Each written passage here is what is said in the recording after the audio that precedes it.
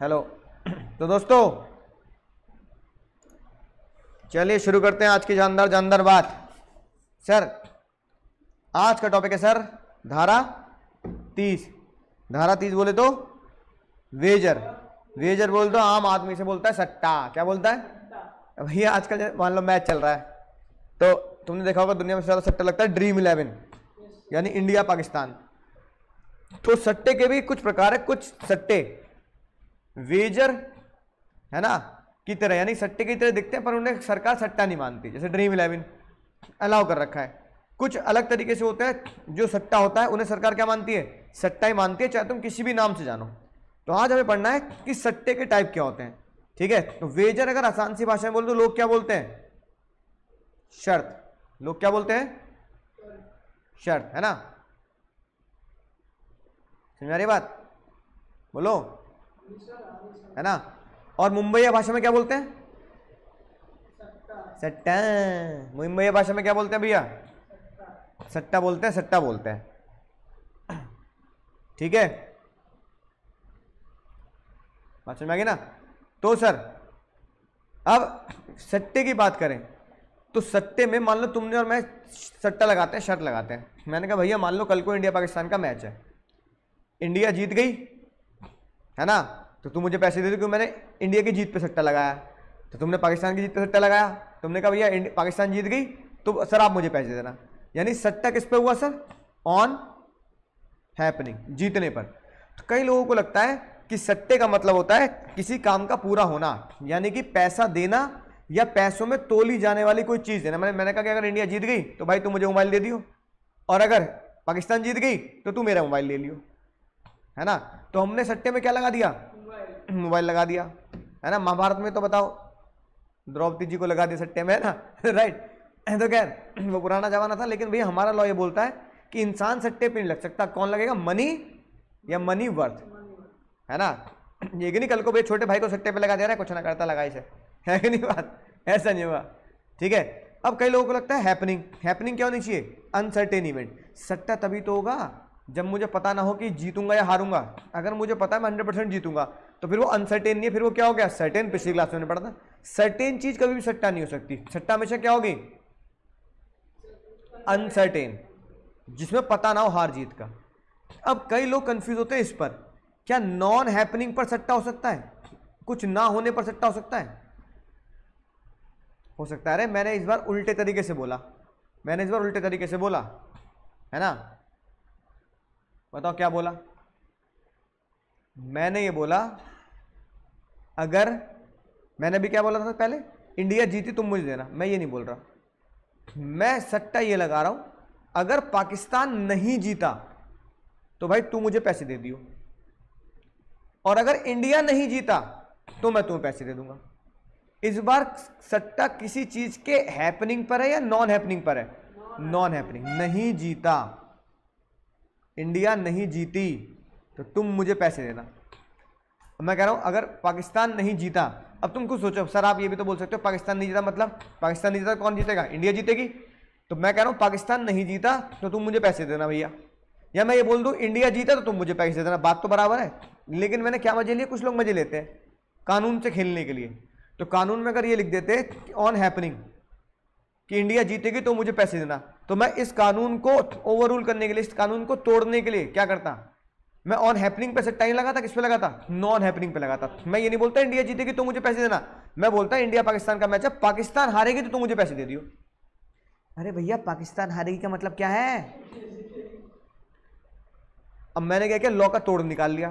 तो जज साहब ने क्या बोला? मैं दोनों बात लिख देता हूं भाई, मजे मत लेना हमसे, मैं दोनों बात लिखता हूं। इंडिया के जीतने पर भी सट्टा है, पाकिस्तान के ना जीतने पर भी सट्टा है।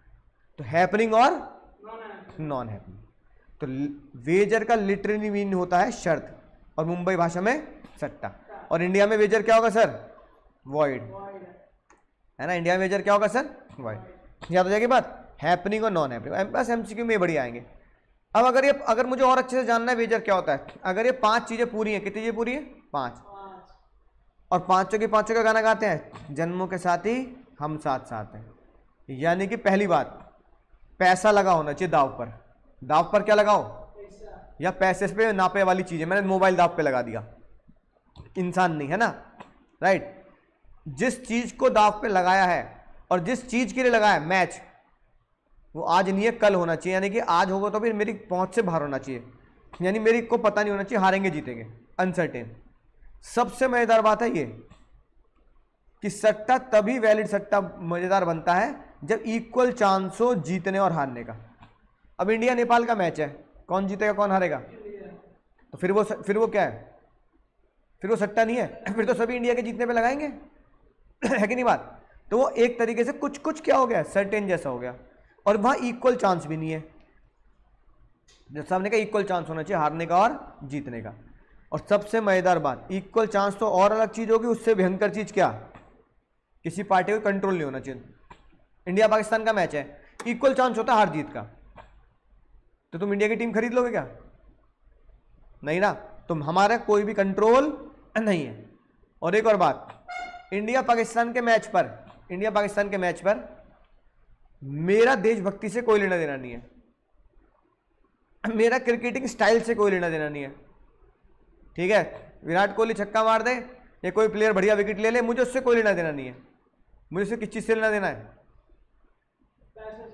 अपने इवेंट से लेना देना। भैया इंडिया जीतनी चाहिए तभी मैं जीतूंगा, बात समझ में आई ना। यानी कि मेरा कोई और इंटरेस्ट होना ही नहीं चाहिए उस इवेंट पर, सिवाय किसके,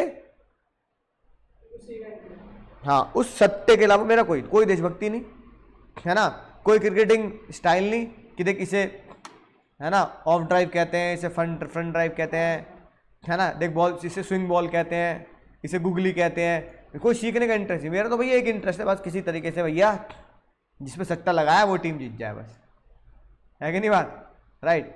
अब देखो कुछ ट्रांजैक्शन ऐसी होती हैं जो सट्टे का नाम नहीं होती पर सट्टा ही होती है, जैसे लॉटरी। अब लॉटरी क्या मानेंगे, याद रहेगी बात, लॉटरी को सट्टा माना जाएगा एक्सेप्ट अगर लॉटरी कौन खिला रहा तुम्हें, गवर्नमेंट, यानी लॉटरी सट्टा है किसको छोड़कर, यानी गवर्नमेंट लॉटरी सट्टा नहीं है। लेकिन अगर मैं तुम्हें खिलाऊं तो क्या है, हॉर्स रेस, घोड़े की रेस, सैफ अली खान, वाह मैं घोड़े पर नहीं जॉके पैसा लगाता हूं, है कि नहीं बात। तो भैया ये बताओ घोड़े की रेस भी क्या है, सट्टा है। लेकिन अगर घोड़े की रेस पे प्राइस 500 रुपए से ज्यादा है तो सट्टा नहीं है, उल्टा नहीं लिखा है, नालायक, उल्टा नहीं है सीधा ही लिखा है। बताओ क्यों, भैया जज साहब कह रहे हैं कि 500 रुपए से नीचे के लोग जो होंगे वो गरीब होते हैं, तो 500 रुपए से नीचे तो तुम, है ना, खिलवाओ मत, क्योंकि गरीब लोगों को, है ना, सट्टे की आदत नहीं होनी चाहिए। 500 रुपए से ऊपर जो खेल रहा है उसे क्या मानती है सरकार, पैसे तेरे पे एक्स्ट्रा है लगा ले। तो अगर 500 रुपए से ऊपर की घोड़े की रेस खेल रहे हो तो वैलिड है, 500 तक की खेल रहे हो, 500 से नीचे खेल रहे हो तो सट्टा है, ठीक है। बात समझ में आ गई। बताओ लॉटरी कब सट्टा है कब सट्टा नहीं है, बताओ। सरकारी हो तो सट्टा है, सरकारी नहीं है तो घोड़े की रेस नीचे है तो सट्टा नहीं है, ओ 500 से ऊपर है तो सट्टा नहीं है, 500 से नीचे है तो सट्टा है, नीचे है तो सट्टा, याद रखना है बात। अब अगली बात आती है स्पेकुलेटिव। अब सुनने ध्यान से, बहुत ही खतरनाक बात, ये बच्चे कई बार समझ नहीं पाते। अब मान लो शेयर मार्केट में एक शेयर चल रहा है 100 रुपए का, है ना, कितने का चल रहा है, 100 रुपए का शेयर चल रहा है, टाटा कोई शेयर है फाल 100 रुपए का चल रहा है आज, है ना, आज चल रहा है। तुमने और मैंने आज एक कॉन्ट्रैक्ट किया, क्या कॉन्ट्रैक्ट किया, तुम्हें लगता है सर ये टाटा का शेयर दिवाली के टाइम पे 150 का होएगा, कितने का होएगा, मैं इसका उल्टा सोचता हूं, मैंने कहते हैं जा टुच्ची बात, 150 का ना होगा, देख लियो 80 का हो जाएगा, नीचे गिरेगा शेयर। ये तुमने कहा अरे रहने दो सर रहने दो, आपको शेयर मार्केट के बारे में कुछ पता ही ना है।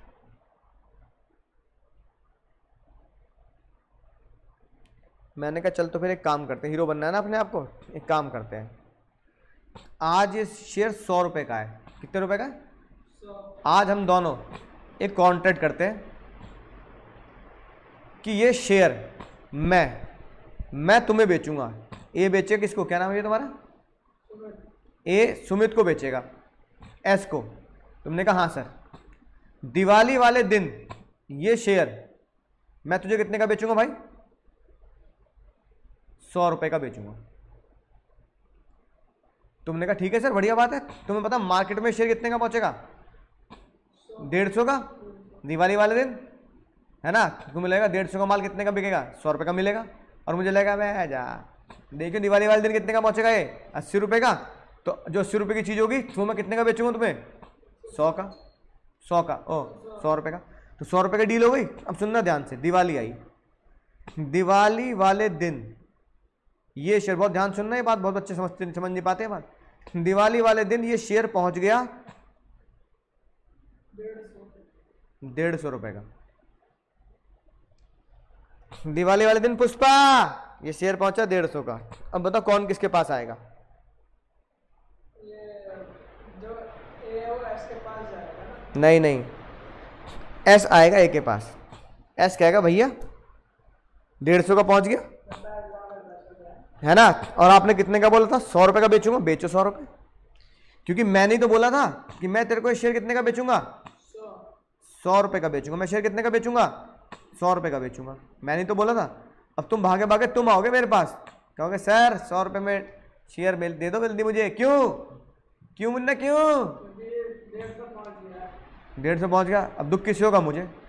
जो चीज मेरे पास से, मान लो ये शेयर सर्टिफिकेट होता है, शेयर होता है ना, जो चीज मेरे पास से बगल वाली दुकान पर या बगल वाले ग्राहक को कितने की बेची जाती? 150 रुपए की। पर मेरी मजबूरी है, मेरी मती मारी गई थी, जो मैं तुम्हें कितने का बेचना पड़ रहा है? 100 रुपए का। तुम्हें कितने का फायदा? पूरे 50 का। हाँ राइट। तो देखो मैं पता क्या बोलूंगा, अब तुमने मुझे एक बात बोली, सर आप मुझे कितने का दोगे?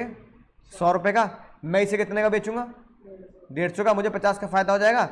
एक काम करते हैं, मुझे शेयर मत दो, मुझे सीधे क्या दे दो? 50 रुपए दे दो। सही है कि नहीं? इसमें क्या बुराई है? मैंने कहा यार चल ठीक है भैया, ये बात कर लेते हैं। ऐसे ही भैया मैं भी तुम्हें ये बात कह रहा हूं। मैंने कहा देख मैं तेरे को ये शेयर दूंगा 100 रुपए में, तू उसे कितने का बेचेगा? 150 में। मेरा ये कितने का बिकता? 150 में। लेकिन मुझे मजबूरी में कितना देना पड़ रहा है? 100 रुपए का। तुम 50 रुपए का नुकसान करवा दिया ना मेरा। एक काम कर, 50 रुपए का ही फायदा होगा ना तेरे को बेच के, 50 रुपए ले ले। तो मैंने तुम्हें कितने रुपए दे दिए? क्या मैंने तुम्हें शेयर की डिलीवरी दी? नहीं। तो ये सट्टा है, समझ गए? अब उल्टा करते हैं। दिवाली पर ये शेयर पता कितने का पहुंचा? 80 रुपए का। बताओ कौन किसके पास भागा भागा आएगा? कौन किसके पास भागा भागा आएगा? मैं आऊंगा। मैं कहूंगा भाई ये ले पकड़ शेयर, कितने रुपए निकाल? 100 रुपए निकाल। तुम दिल से बहुत दुखी, कह रहे थे 100 रुपए मांग रहे। मैंने कहा 100 रुपए निकाल, मोबाइल बंद करने से कुछ ना होगा, 100 रुपए निकाल। अब ये बताओ ये शेयर मार्केट में बिक कितने का रहा है मेरे पड़ोसी को? 80 का। क्योंकि मार्केट प्राइस कितना हो गया इसका? 80। लेकिन अगर मैं बगल वाले मान लो पराग सर को बेचूंगा ये शेयर, तो पराग सर कितने का बेचूंगा? 80 का। मार्केट प्राइस कितने का बिक रहा है? 80 का। पराग सर कहेंगे 80 रुपए लो शेयर दो। लेकिन मैं यही शेयर कितने का बेचूंगा? 100 का, है ना? तो मैं तुम्हें बेचूंगा ना, मैं कहूँगा जल्दी 100 रुपए निकाल। तुमने कहा यार बेकार में सर से पंगा लिया। सही कह रहे थे सर, ये शेयर गिरेगा, मैंने गलती सोचा बढ़ेगा। अब तुम्हें कितने का नुकसान? 20 का। जो चीज तुम मुझसे 100 की खरीद रहे हो वो तुम्हें कितने की मिलेगी बगल की दुकान पे? 80 की। या यूं कहता जो चीज मैं बगल वाले ग्राहक को कितने की बेचूंगा? 100 का। तो 80 का, क्योंकि मार्केट वैल्यू कितनी है? 80। वो तुम्हें कितने का बेचना पड़ रहा है? 100 का। तो 20 का फायदा। अब मैंने कहा भाई काम कर ले, मैं तुझे कितने का बेचूंगा? 100 का। तो 80 में पराग सर को बेचेगा, या पराग सर ना मिले किसी और ग्राहक को बेचेगा, कितने का नुकसान होगा? और साथ में ग्राहक ढूंढने की क्या होगी? बेचैनी अलग, है ना? तो तुमने कहा भैया प्लीज एक छोटा सा एहसान कर दो, 20 रुपए का जो फायदा होगा तुम मुझे कितने का बेचोगे? 100 का। मार्केट में कितने का बिकेगा? 80 का। तुम मुझे बेचे कितने कमाओगे? 20 रुपए। मैं तुमसे 20 रुपए दे देता हूं तुम्हें, तो तुमने मुझे कितने दे दिए? क्या शेयर की डिलीवरी हुई? जहां पर शेयर की डिलीवरी नहीं हुई जज साहब ने उसे क्या नाम दिया? सट्टा। और 20, बस डिफरेंस अमाउंट का लेन देन करना है। डिफरेंस अमाउंट क्या होता है बताओ? डिफरेंस अमाउंट आज के बाद याद रखना, market price minus contract price. ये तो हुआ मार्केट प्राइस कितना 150, कॉन्ट्रैक्ट प्राइस कितना 100, मार्केट प्राइस कितना 80, कॉन्ट्रैक्ट प्राइस कितना 100। तो डिफरेंस प्राइस जो तुमने 150 और मेरा 20 था, बिना शेयर के लेन देन के, बिना प्रोडक्ट के लेन देन के डिफरेंस प्राइस एक दूसरे को पे कर दिया, तो डिफरेंस पे करना क्या माना गया?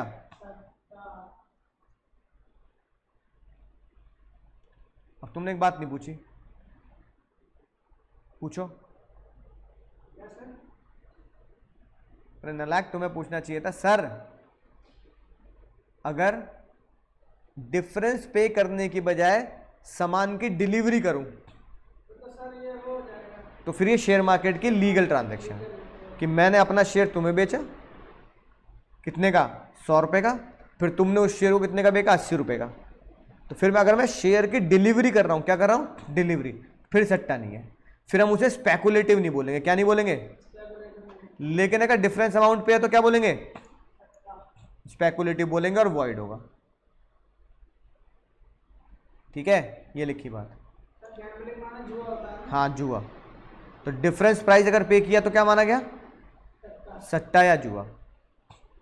ठीक है, और यहां क्या लिखी है बात?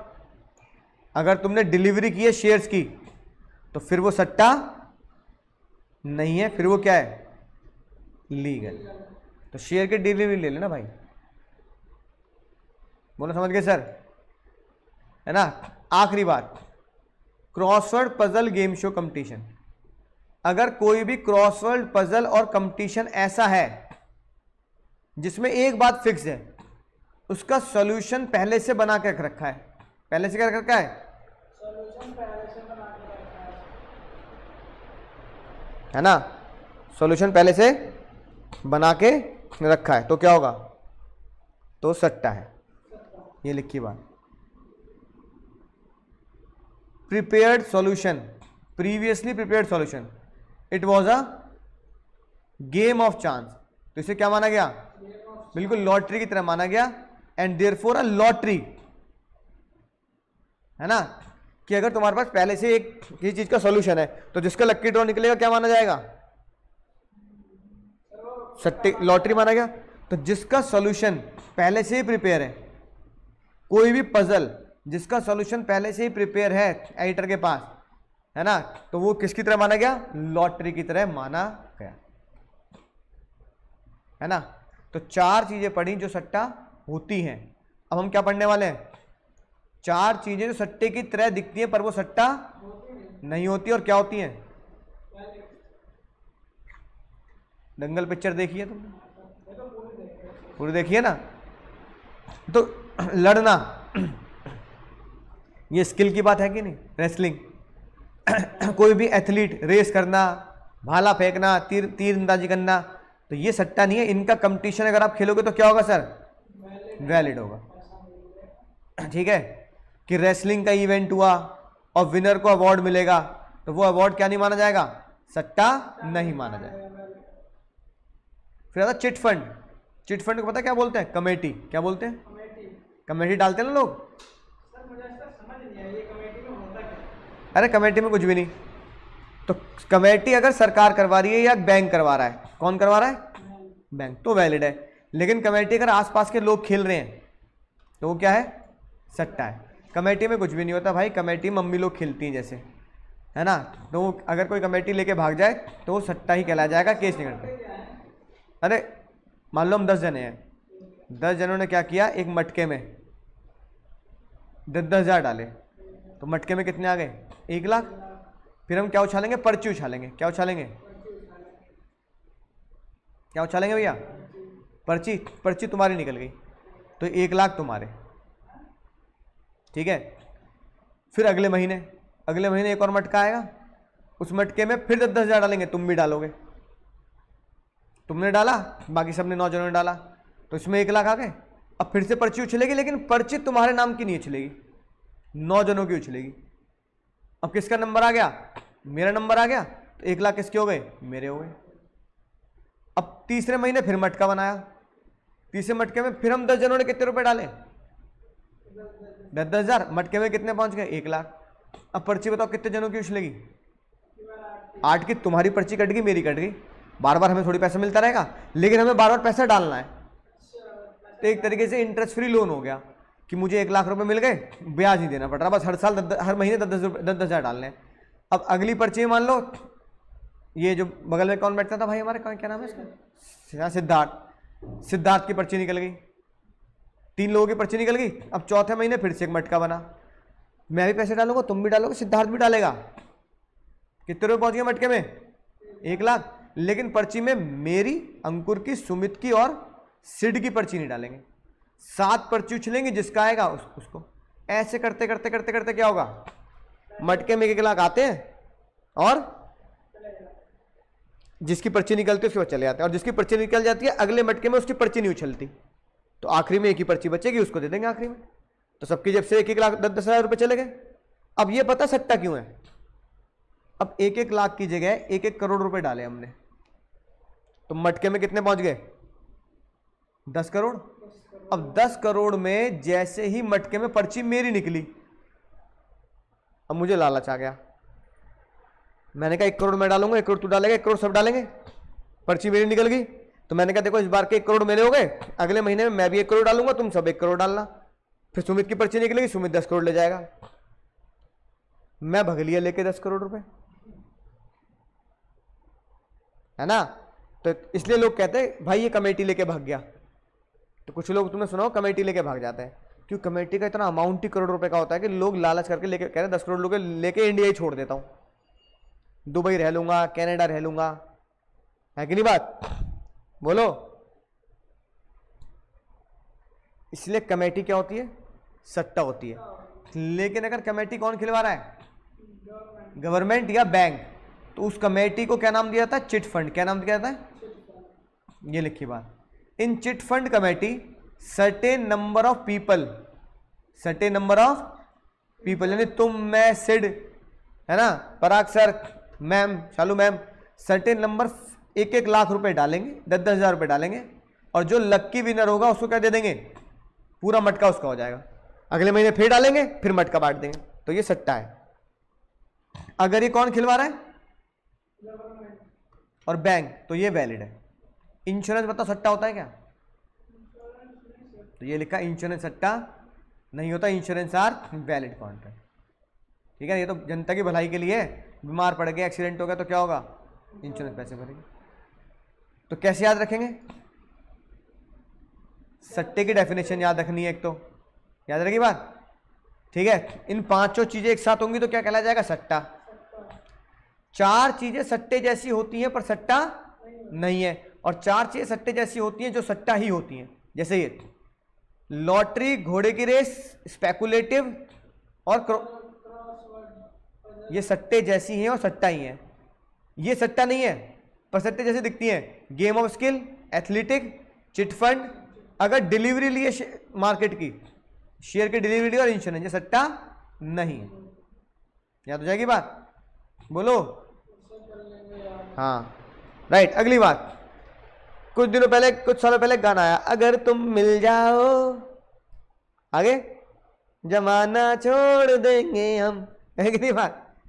जब मैंने गाना सुना, मैंने कहा रुकियो रुकियो रुकियो रुकियो, दोबारा बोलियो, अगर तुम मिल जाओ जमाना छोड़ देंगे। अरे भैया दोबारा बोलियो, अगर तुम मिल जाओ।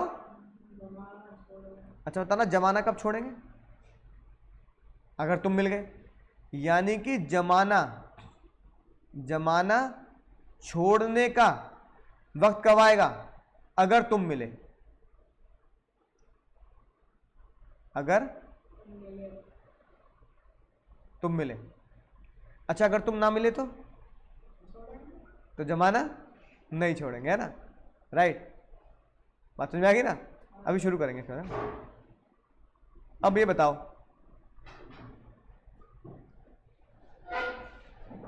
एक ऐसा कॉन्ट्रैक्ट, ठीक है, जो 2 जनों के बीच में होता है, लेकिन वो एक ऐसी घटना पे डिपेंड हो जाता है जो कॉन्ट्रैक्ट में लिखी नहीं जाती। तुम्हारा मेरे साथ भी यही है, और वो अगर मगर से लिखी जाती है। जैसे गाना गाया ना, अगर तुम मिल जाओ जमाना छोड़ देंगे हम, ऐसे ही ऐसे मैं तुम्हें पढ़ाऊंगा और तुम क्या करोगे? मैं तुम्हें पढ़ाऊंगा, तुम क्या करोगे? हाँ, बड़ा पढ़ाई कर रहे हो तुम तो, पास होने की नौबत नहीं आ रही तेरी, बड़ा पढ़ाई करोगे। तुम फीस दोगे, है कि नहीं? क्या है, मैं पढ़ूंगा, पढ़ तो लिए भाई तुम बहुत, है ना, बचपन से पढ़ रहे हो। ये कंटेंट नहीं है, मैं पढ़ाऊंगा तुम पढ़ोगे, ये कंटेंट नहीं है। कंटेंट किस चीज का है? मैं पढ़ाऊंगा तुम फीस दोगे, है ना। परचूने की दुकान पे गए, अब तुम कह रहे हो भैया 1 किलो आटा दे दो, तो तुम आटा खरीदोगे, तुम्हें आटा देगा, ये कंटेंट थोड़ी है। कंटेंट क्या है? वो तुम्हें आटा देगा, तुम मुझे पैसा दोगे। लेकिन एक बात बताओ, एक ऐसी चीज जो तुमने मैंने अपने कंटेंट में लिखी नहीं है ना, लेकिन तुम और मैं जानते हैं, और बिल्कुल जेन्युइन बात है, इसमें कोई ऐसी बात नहीं कि मैं तुम्हारे साथ धोखाधड़ी कर रहा हूं। अब मैंने कहा भैया मैं तो पढ़ाऊंगा, तुम मुझे फीस दोगे, लेकिन उस दिन लाइट ही नहीं थी। हो जाता कभी कभार ऐसा मिसहैपनिंग, ब्लैकआउट हो गया भैया, कोई तार काट गया हमारे बाहर के, है कि नहीं बात। अब मैं और पराग से थोड़ी खंबे पे चढ़ेंगे, पराग से कह रहे सीढ़ी लगाओ सीढ़ी लगाओ, खंबे पे चढ़ रहे, बिजली वाले को बुलाना पड़ेगा। बिजली विभाग के लोग, सरकारी लोग कह रहे हैं अभी आ रहे हैं अभी आ रहे हैं, पूरे दिन निकाल दिया। उस दिन क्लास हो पाई? तो मैंने तुम्हारे साथ धोखा किया? नहीं, ये धोखा नहीं है, क्योंकि मैं भी तुम्हें पढ़ाना चाहता हूँ, तुम भी पढ़ना चाहते हो और फीस भी देनी चाहते हो। इसका मतलब तुम्हारा मेरा एक ऐसा कॉन्ट्रैक्ट है जो पढ़ाने का और फीस देने का है, लेकिन जाने अनजाने डिपेंड किस पे हो गया? लाइट पर। किस पे डिपेंड हो गया? लाइट पर। तो जज ने से धोखा नहीं माना। अरे आज नहीं आई कल तो लाइट आएगी, या परमानेंटली लाइट चली गई जिंदगी भर के लिए? नहीं ना, धोखा नहीं होता ये। अच्छा, मैं तुम्हें पढ़ाऊंगा तुम फीस दोगे, या तो मान लो तुम बीमार पड़ गया मैं बीमार पड़ गया, तो ये हमने कभी कॉन्ट्रैक्ट में लिखा? लेकिन ये हमारे कॉन्ट्रैक्ट की एक डिपेंडेंसी बन गई। अरे भैया तुम आओगे तो ही तो पढ़ाऊंगा, या मैं आऊंगा तो ही तो पढ़ोगे, या मैं आऊंगा तो ही तो फीस दोगे। तो मैंने कहा मैं तुम्हें पढ़ाऊंगा, तुम मुझे फीस दोगे अगर मैं बीमार नहीं पड़ा, अगर लाइट नहीं गई, या अगर लॉकडाउन नहीं लगा। अब जैसे G20 का चल रहा है, दिल्ली बंद। अब भैया कुछ टीचर जो दिल्ली रहते हैं, दिल्ली तो नहीं रहता पर मेरे यहाँ भी वो बैरिकेटिंग वगैरह लग रही है ना। कोई नेताजी आ रहे होंगे लखनऊ से वगैरह, तो हमारा जो हाईवे है ना वो हो रहा है। आज ही बड़ी मुश्किल से आया मैं, है ना, राइट। अब इसमें बताओ किसकी गलती है? हमारी गलती थोड़ी है भैया, मैं पढ़ाने आ रहा हूँ तो पढ़ने आ रहा हूँ, हमारी गलती थोड़ी है, बोलो। लेकिन तुम्हारा मेरा कॉन्ट्रैक्ट इस पर डिपेंड हो गया एक तीसरी घटना पर, और सबसे मजेदार बात, वो घटना कॉन्ट्रैक्ट के अंदर लिखी नहीं जाती। समझ में आ गई बात? तुम समझ गए तो समझ लो, बहुत बड़ी चीज समझ ली तुमने कॉन्ट्रैक्ट की। क्योंकि बहुत सारे बच्चे पूरे इंडिया में, इंग्लैंड में समझ नहीं पाते। सर ऐसी कैसी बात कर रहे हो? मतलब एक ऐसी चीज जो कॉन्ट्रैक्ट में ना लिखें तब भी हमारा कॉन्ट्रैक्ट इफेक्ट हो जाएगा, और क्या। अब उस घटना को क्या बोलते हैं? Collateral to the contract. उस घटना को क्या बोलते हैं? बेस्ट एग्जांपल है वर्ल्ड का इंश्योरेंस और गारंटी। मैंने भैया इंश्योरेंस करा रखा है, हेल्थ इंश्योरेंस, तुमने भी करा रखा होगा। मैं इंश्योरेंस वाले को पैसे भरता आ रहा हूं हर महीने और हर साल, प्रीमियम बोलते हैं जिसे। मैं बीमार ही नहीं पड़ा, है कि नहीं बात? तो प्रीमियम तो जाता रहेगा नहीं जाता रहेगा? ये बताओ इंश्योरेंस वाले मुझे कब पैसे देंगे? अगर मैं बीमार पड़ा। तो कॉन्ट्रैक्ट किस चीज का है?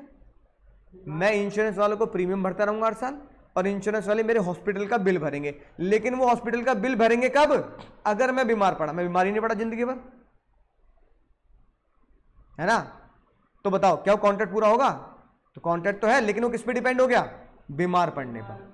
ऐसी क्या गाड़ी, तुमने अपनी कार का इंश्योरेंस करा रखा है, एक्सीडेंट ही ना हुआ ऊपर वाली कृपा से कभी, तो प्रीमियम तो भर रहे हो, लेकिन इंश्योरेंस वाले तुम्हें पैसे कब देंगे? अगर एक्सीडेंट हुआ। तो बताओ कॉन्ट्रैक्ट की एक लेन देन की बात कब पूरी होगी? अगर अब भाई सुमित भैया तुम कह रहे हो सर मेरे पास पैसे नहीं है, आरके जी को ना मेरी गारंटी दे दो। सर कसम कह रहा हूं, मम्मी कसम, आज भगवान जन्माष्टमी का दिन है, भगवान कसम कृष्ण भगवान जी की कसम, राधा मैया की, गर्दन काट देना सर मेरी, आप अगर मैं आपको पैसे ना दूं। पक्का दिसंबर तक पैसे दे दूंगा, सर को गारंटी दे दो, है ना। मेरे को भी दिल पिघल गया मेरा। मैंने कहा सर टीका वीका लगा के आया, व्रत है बेचारे का, नंगे पैर घूम रहा है आज तो, कृष्ण भक्त लगता है बहुत बड़ा, है ना। सर मुझे लगता है बेचारे के पास पैसे नहीं है फीस देने के अभी, अगर ये पैसे ना देना मुझसे लेना पैसे। पराग सर बोले क्या दिक्कत है, पैसे आप दो, ये दे, मुझे तो पैसे से मतलब है भाई, फीस से मतलब है मुझे तो। मैंने कहा मैं दूंगा। अब बताओ कॉन्ट्रैक्ट हुआ कि मैं पैसे दूंगा, ये कॉन्ट्रैक्ट जिंदा कब होगा, अगर तुमने पैसे नहीं दिए। तो बताओ ये डिपेंडेंसी किस पे क्रिएट हो गई, तीसरी घटना पर। तो कोलैटरल इवेंट हमेशा कौन सी घटना होती है, तीसरी घटना होती है। तीसरी घटना होती है जो कॉन्ट्रैक्ट में या तो लिखी जाती है या जिसका लिखना जरूरी नहीं होता, जैसे लाइट, लॉकडाउन, है ना। क्या तुमने मैंने कभी लाइट को लिखने की बात करी, नहीं, लेकिन फिर भी किस पे डिपेंड है ये। और एग्जांपल देख लो, मैंने कहा अगर ए का घर जल गया तो मैं 10 लाख रुपए दूंगा, तो बताना 10 लाख रुपए चक्कर में अपना घर जला लेगा वो, नहीं ना। लेकिन बताओ मैं पैसे कब दूंगा, तो किस घटना पर, तीसरी घटना पर। तो मैंने तुमसे कॉन्ट्रैक्ट किया, लेकिन वो घटना कौन सी हो गई, तीसरी घटना, है कि नहीं। बात समझ में आ रही है। ये चीजें सबसे बेस्ट एग्जांपल जिसको हम आज भी पढ़ेंगे, अगली क्लास में पढ़ेंगे, शिप का एग्जांपल याद रखना, जिंदगी में कभी तुम्हें गलती नहीं होगी। भैया टाइटैनिक आ रहा है, टाइटैनिक, बात समझ में आ रही है। टाइटैनिक आ रहा है, तुम्हें लगता है डूबेगा, भाई ससुरा डूबेगा या तो मैंने तुमसे ही बोला, मैंने कहा भाई टाइटैनिक मेरी इंपोर्टेड घड़ी आ रही, घड़ी इंपोर्टेड, है ना, विदेशी घड़ी मंगाई है बहुत ही जबरदस्त। तुम कह रहे हो भैया मेरी घड़ी की दुकान है सीपी में बहुत जबरदस्त, आप मुझे अपनी घड़ी इंपोर्टेड मुझे बेच दो। मुझे बैठे बैठे ग्राहक मिल गया, तुम्हें बैठे बैठे सप्लायर मिल गया, है ना, और हम दोनों एक दूसरे के बहुत बड़े जानकार। तुमने कहा भैया सर प्लीज सर आप मुझे बेच दो। मैंने कहा भाई तूने ऐसी बात करती, मेरी सारी घड़ी तेरे को बेचूंगा अगर टाइटैनिक आ गया। तो बताओ कॉन्ट्रैक्ट किसका है, घड़ी बेचने का। मैं तुम्हें घड़ी दूंगा, तुम मुझे पैसे दोगे, डिपेंड किस पे हो गया। अब टाइटैनिक का आना मैं कॉन्ट्रैक्ट में लिखूं या ना लिखूं, लेकिन वो किस पे डिपेंड हो गया, तीसरी घटना। और तीसरी घटना, पहली घटना मैं घड़ी बेचूंगा, दूसरी घटना तुम मुझे पैसे दोगे, तीसरी घटना टाइटैनिक। इसके आने पर ही हम दोनों का हिसाब किताब पूरा होगा। मान लो टाइटैनिक डूब गया, अब टाइटैनिक डूब गया तो क्या होगा, कॉन्ट्रैक्ट वॉइड होगा। क्या होगा सर, क्यों, अब तुम मेरे ऊपर केस नहीं कर सकते, घड़ी दो। मैंने कहा भाई घड़ी कहां से दो, डूब गई सारी घड़ी, तुझसे ज्यादा नुकसान तो मेरा हो गया, तेरे को तो नया सप्लाई ढूंढना पड़ेगा इंपोर्टेड घड़ी का। अरे मैंने तो वहां पैसे दे रखे हैं अमेरिका वालों को, है कि नहीं बात, वहां मेरे पैसे डूब गए। बात समझ में आई, बोलो। तो कंटीजेंट कॉन्ट्रैक्ट तीसरी घटना पे डिपेंड होता है, जिसका पूरा ना होने पर कॉन्ट्रैक्ट वर्ड हो जाता है, क्योंकि उसमें किसी का क्या नहीं है, किसी की बेईमानी नहीं है। अच्छा टाइटैनिक नहीं आया, घड़ी डूब गई सारी, तो ये तुमने बेईमानी करी है। टाइटैनिक नहीं आया, मेरी सारी घड़ी डूब गई, तो मैंने अपने साथ ही बेईमानी कर ली, है कि नहीं बात। हम दोनों ही एक ही नाव पे सवार हैं, तुम भी ऊपर वाले से दुआ कर रहे हो बस सर की घड़ी आ जाए तो बैठे बैठे सस्ते दाम में इंपोर्टेड माल मिलेगा। मैं भी क्या दुआ कर रहा हूं, बस टाइटैनिक सही सलामत पहुंच जाए, बैठे बैठे ग्राहक को सारी घड़ी बेच दूंगा। हम दोनों ही क्या दुआ मनाएंगे कि टाइटैनिक सही सलामत आ जाए। उसका ना आना हमारे कॉन्ट्रैक्ट को वॉइड बनाएगा, पर हम दोनों ने बेईमानी नहीं करी। इसी कॉन्ट्रैक्ट को क्या बोला जाता है, कंटीजेंट कॉन्ट्रैक्ट। यानी contingent contract are the contract which is to do और नॉट टू डू समथिंग। मैं घड़ी दूंगा या घड़ी नहीं दूंगा, कुछ करेंगे कुछ ना करेंगे, अगर कोई कोलिट्रियल जुड़ा हुआ इवेंट होगा या नहीं होगा, होगा या नहीं होगा। अच्छा मैं उल्टा कॉन्ट्रैक्ट कर दूं, मैं कह रहा हूं टाइटैनिक शिप आ रहा है, अगर वो नहीं आया तो मेरे गोडाउन में जो इंपोर्टेड घड़ी है वो तुझे बेच दूंगा। और बता, तू घड़ियों की चिंता मत कर, मेरे गोडाउन में पुरानी इंपोर्टेड घड़ी है ना, वो तू ले लियो, तेरी दुकान पे घड़ी जरूर मिलेगी कल से ग्राहक को। तुम खुश हो कहने लगे चलो भैया। इस बार मैंने कॉन्ट्रैक्ट से किया टाइटैनिक के आने पे, टाइटैनिक के ना आने पर मैंने कहा अगर नहीं आया तो घड़ी बेचूंगा, अगर आ गया तो नहीं बेचूंगा, है ना। तो अब तुम क्या दुआ बनाओगे, ना आए, है कि नहीं बात। हाँ, तो इसका मतलब मैंने कॉन्ट्रैक्ट किसके ऊपर डिपेंड किया, नॉट हैपनिंग। तो ये क्या, ये कंटीजेंट हुआ नहीं हुआ, बिल्कुल हुआ। मैं तुम्हें घड़ी बेचूंगा पुरानी, तुम मुझे पैसा दोगे, पर डिपेंड किस पे हो गया? के ना आने पर। इसका मतलब मैं कोई काम करूंगा या मैं कोई काम नहीं करूंगा, अगर टाइटैनिक आया या नहीं आया, तीसरी घटना हुई या तीसरी घटना, बात समझ में आ रही है? इसे घर जाकर रिवाइज कर लेना एक बार। ये वो कॉन्सेप्ट है कॉन्ट्रैक्ट का जो बहुत बच्चे नहीं समझते। समझ में आ रही है बात? हाँ, बेस्ट एग्जांपल टाइटैनिक और बेस्ट एग्जांपल दूसरा लाइट। मैं तो पढ़ाऊंगा, तुम मुझे फीस दोगे अगर लाइट आई। भैया लाइट नहीं आई तो मैं कहाँ पढ़ा दूंगा? ना मेरा लैपटॉप चल रहा ना तुम्हारी सामने स्क्रीन चल रही। पढ़ाने का कॉन्टेंट है, फीस का कॉन्टेंट है, जाने अनजाने डिपेंड किस पे हो गया? लाइट पे हो गया। है कि नहीं बात? ठीक है। अब सर कोलेटरल इवेंट होता क्या है, जो मैंने तुम्हें हिंदी में बताया। कोलेटरल इवेंट वो इवेंट होता है जिसका हम कॉन्ट्रैक्ट नहीं करते। सही कह रहा हूं गलत कह रहा हूं? जिसका कॉन्ट्रैक्ट नहीं करते। खुद सोचो, क्या टाइटैनिक के आने का कॉन्ट्रैक्ट किया? नहीं। कॉन्ट्रैक्ट किसका किया? घड़ी का और पैसे का। खुद सोचो, क्या लाइट के आने कॉन्ट्रैक्ट किया है कि तुम पढ़ने आओगे तुम बिजली के झटके दूंगा? है दिमाग वैसे नहीं चल रहा तुम्हारा?